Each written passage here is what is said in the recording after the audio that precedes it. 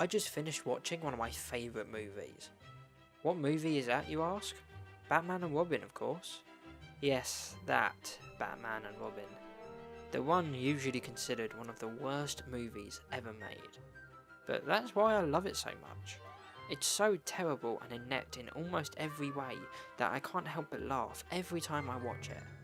I guess you could say that the film is so bad that it's good? That's almost certainly an expression that you've heard before, but, well, what does it really mean? Well, I can't think of anywhere better to start than with some more examples. Residents near the cemetery paid little attention to the blast of thunder and the flash of lightning. But from the blast arose the moving figure of the dead old man. Come here, snot-nose! That's it. No more Mr. Nice Duck. Huh? Let the female creature go.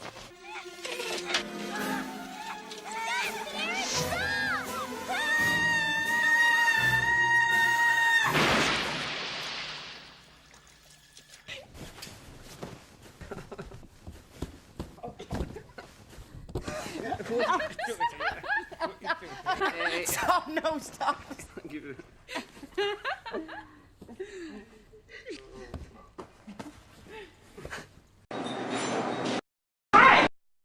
Hi.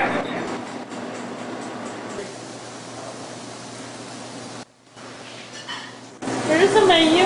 Thank you. I'll be right back with you. Jim! Jim! How could you have done this? Jim!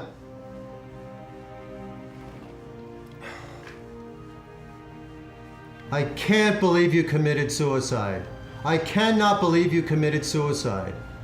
How could you have done this? How could you have committed suicide? I can't help you out of this one, Jim. With all we've been through, I can't pull you out of this one. I'll get it. Thanks! My hands are full!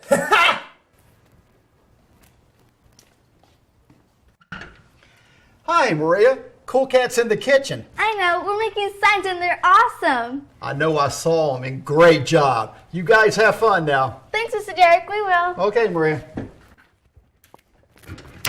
What sort of thoughts go through your mind when you see clips like those? Would you want to see these movies? Why would you, right? From the clips I just showed you, surely it's obvious that these movies aren't very good. So, what's the benefit of seeing them? Well, consider the fact that nowadays, it's gotten pretty popular to point and laugh at bad movies. Take, for example, the Razzies, otherwise known as the Golden Raspberry Awards. Created by John Wilson, the Razzies are a sarcastic and satirical counterpart to the high-minded Academy Awards. In basic terms, these guys are a parody of the Oscars, where they celebrate the worst of the worst movies. Having first started in 1980, the Razzies have only grown more and more popular, to the point where people actually come in person to receive their awards. Beginning with Paul Verhoeven, whose movie Showgirls won the award for the worst picture of 1995. Other celebrities have lovingly accepted their awards, with probably the most famous example being that of Halle Berry, who accepted it while satirising the acceptance speech she gave when accepting her first Academy Award. Nowadays, their website attracts over 1 million viewers annually, where it allows users to vote on the winners of the awards. There's a quote from John Wilson that symbolises why so many people have embraced the Razzies. For these movies to fail at this level, with these sorts of budgets and promotional efforts, and this much talent involved, takes special effort. You look at a movie like Indiana Jones 4, and it is such a spectacular train wreck that it really does deserve recognition at some level. But, in a way, that's a kind of the point. It's rare to see a so bad it's good movie nominated for a Razzie Award, because the idea of the Razzies is to punish the movies that squandered their potential. But movies like The Room and Troll 2? Well, they were doomed from the start. But it's important to distinguish the difference between a good bad movie and a bad movie. because it can be harder than you think. For example, the Gungan city is deserted. Some kind of fight, Misa thinks. Do you think they've been taken to the camps? More likely they were wiped out. Misa no think so. Do you know where they are, Jar Jar?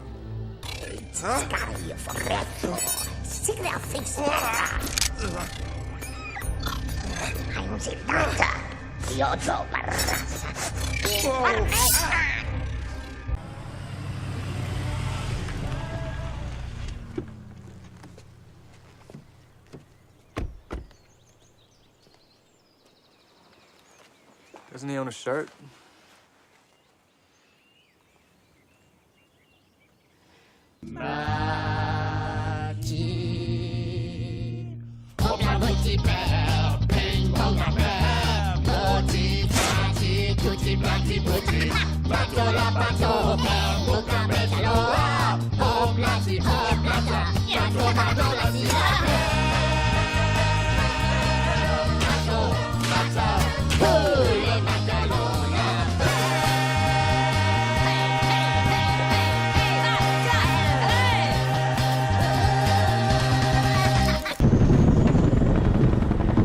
You're late.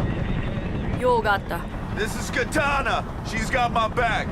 She can cut all you in half with one sword stroke, just like mowing the lawn. I would advise not getting killed by her. Her sword traps the souls of its victims. Harley Quinn, nice to meet ya. Love your perfume. What is that? The scent of death? these were all clips from movies you may or may not have seen, but they were all universally, well, not entirely hated, but definitely not loved. And yet, not a single one of them earned less than $300 million domestically. Almost all of them doubled their budgets in the box office, and yet, the reviews were poor. There are also examples of movies that are considered to be classic, great movies that flopped in the box office. Toto, I have a feeling we're not in Kansas anymore.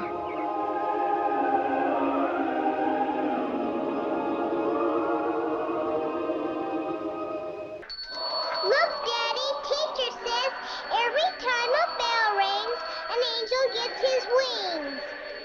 That's right. That's right. Attaboy, Clarence. You're reading a magazine, you come across a full-page nude photo of a girl. Is this testing whether I'm a replicant or a lesbian, Mr. Deckard? Just answer the questions, please.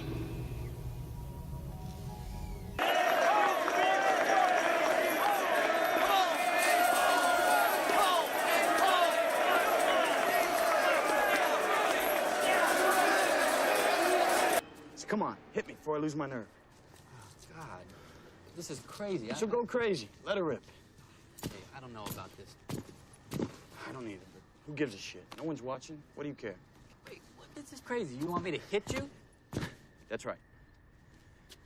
What, like in the face? Surprise me.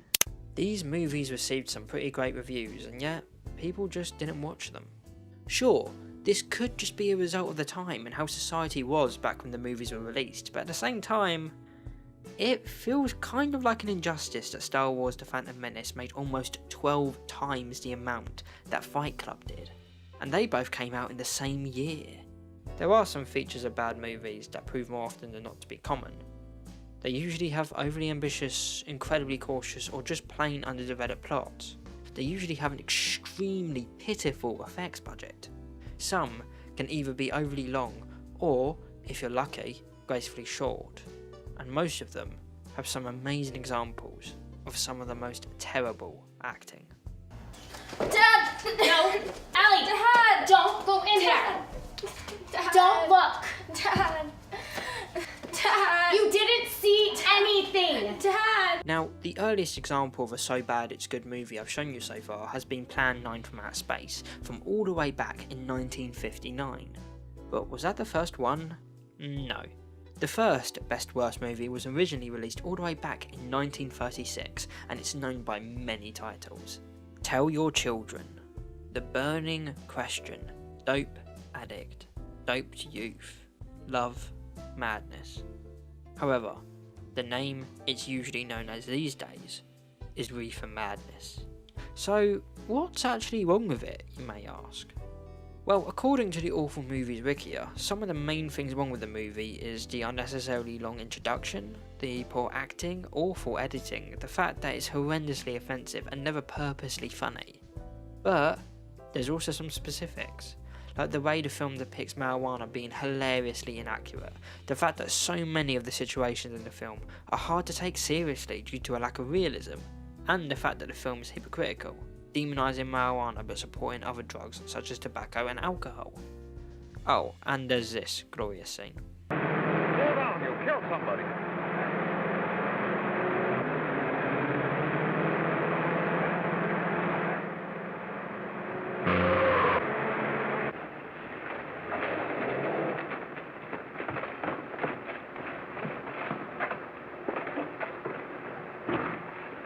Now, considering Reefer Madness is considered to be the first so bad it's good movie, what sort of lasting impact has it made? Surely there must be more to it than that. Well, there actually is. Along with being re-edited and re-released in both 1938 and 1939, the film also led to a 1998 stage musical, as well as a TV movie based on the musical of the same name. Instead of being a remake, however, the musical acts as a satire, taking the misguided approach of the original and turning it into a full-blown parody of itself and the genre. They were also a lot better received than the original. Reefer Madness the musical is good, campy fun. You won't need a certain kind of brownie to get a serious case of the giggles from Reefer Madness. You may not be mad about Reefer Madness, but you'll certainly get the level of humour the title suggests. These are just some of the many positive reviews. Now, some people may find it strange that a so bad it's good movie could lead to something that is genuinely good, but it isn't the only example. There's also the 1990 horror classic Troll 2, which led to the 2009 documentary film Best Worst Movie, which was created by Michael Stevenson, who was the child star of the movie. Unlike the original, Best Worst Movie received very positive reviews. There's also 2003's The Room, which is perhaps the single most famous example of a so bad it's good movie ever made, written and directed by the infamous Tommy Wiseau.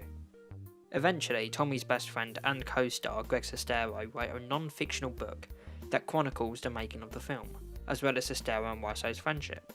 The book was called The Disaster Artist, which was later the title of the 2017 movie based on the book, directed by and starring James Franco as Tommy Wiseau.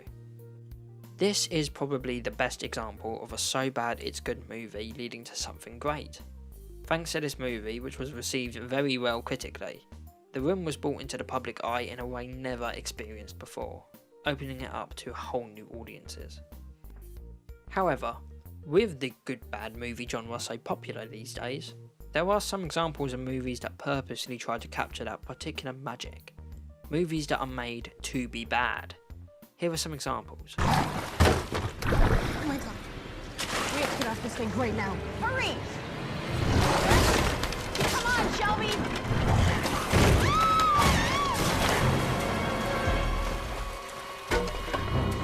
You wanna watch TV? Wow! Oh my. See, that hurt. Look, I got a boo-boo, I don't baby. care.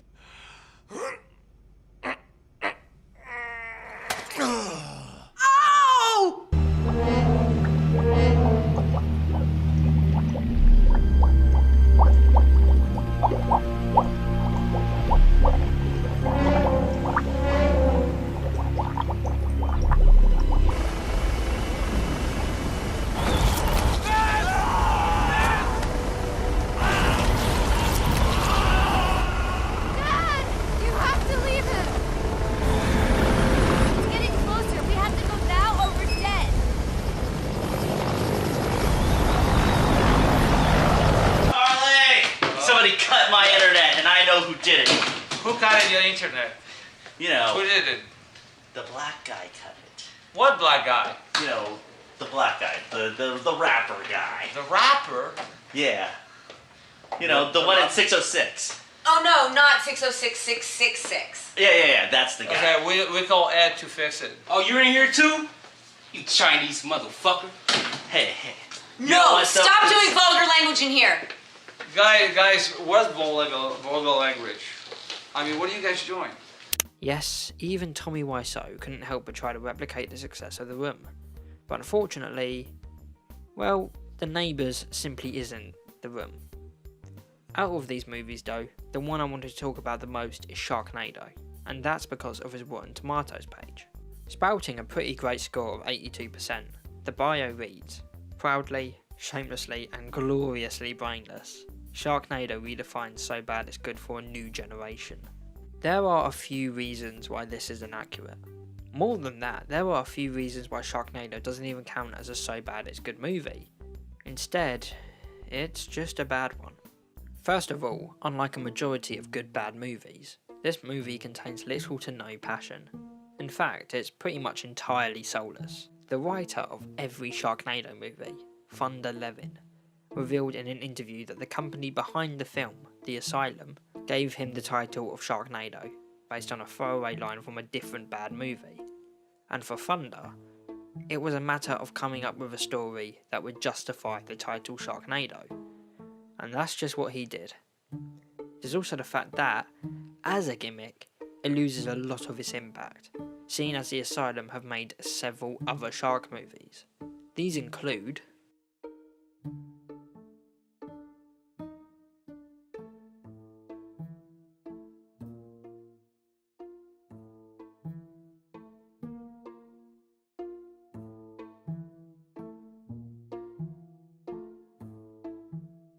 all of these films are exactly the same, with no attempt to distinguish themselves from the other ones. They're all made in an attempt to replicate the so bad it's good format, but unlike these ones, Sharknado went viral, which led to it becoming genuinely popular. That leads to the third reason that something like Sharknado doesn't count as a good bad movie. The fact that there's now 5 of them. Yes, 5. There has been a Sharknado movie every year since 2013. Now, this is problematic for 2 reasons. Firstly, it's unusual for a so bad it's good movie to have sequels, with most of them being standalone and better off for it. Secondly, the idea of something as ludicrous as a tornado with sharks in can be funny, for a few minutes or so. With the repeat of that joke over and over again with the hope that making it bigger and sillier will make it stay fresh and funny, it doesn't work and the joke falls flat. So no, Sharknado didn't introduce the so bad it's good genre to a new generation. If films like Best Worst Movie and Disaster Artist prove anything, it's that the current generation doesn't need it reintroduced to them. They know what a good bad movie is. So, to conclude, the very first so bad it's good movie was Reefer Madness in 1936, and ever since then, they have become a highly celebrated piece of modern day pop culture. A part of that aspect of it is celebrating and recognising the complete and utter failure some of these movies demonstrate. Films like The Room and Cool Cat Saves the Kids are so enjoyable because we can see that as bad as the movies are, there is some true and honest to God passion behind them. The directors have soul, and it also just so happens that they are inept filmmakers. That's the idea of a good bad movie. It has to be accidental and it has to be obvious. A film like Sharknado isn't a so bad it's good movie, but it is what's popular right now, and that's a shame. In the end, the best way of putting it is that the general audience deserve better bad movies. They deserve bad movies born out of nothing but love and desire, instead of for fame and recognition. There are some movies that are so bad they deserve to be studied, analysed and truly picked apart.